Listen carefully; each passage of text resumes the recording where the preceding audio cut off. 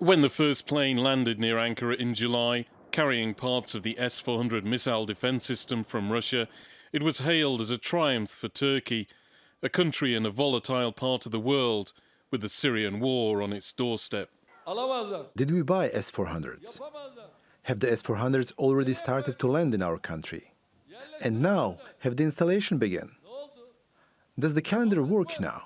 Hopefully, all of them will be located to their places by April 2020. Negotiations with the United States over its Patriot system had already broken down, so Ankara turned to Moscow for help.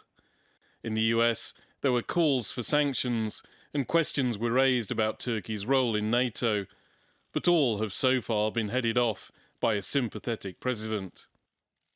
Frankly, it's a very complex situation. The Obama administration would not sell them the Patriot missiles. They need the Patriot missiles for defense. They would not sell them under any circumstance. And Turkey tried very hard to buy them, and they wouldn't sell them. And this went on for a long period of time. In other areas, little progress has been made. The man blamed for the failed coup in Turkey in 2016, Fethullah Gulen, still hasn't been extradited from the US. A former Halkbank executive was released from prison and returned to Turkey. Hakan Atilla was convicted of being involved in a scheme to circumvent sanctions on Iran. Turkey said the evidence had largely been fabricated by Gulenists, but charges against Halkbank itself remain.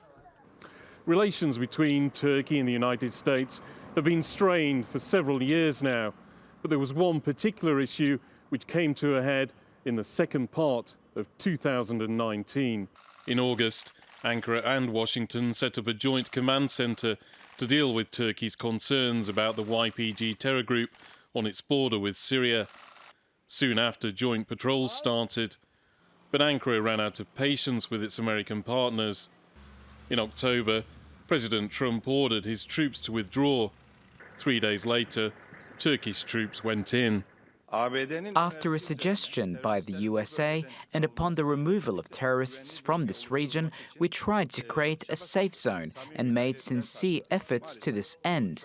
Unfortunately, we didn't get the result because the US was stalling us here, while on the other hand, it was continuing to support this terrorist organization.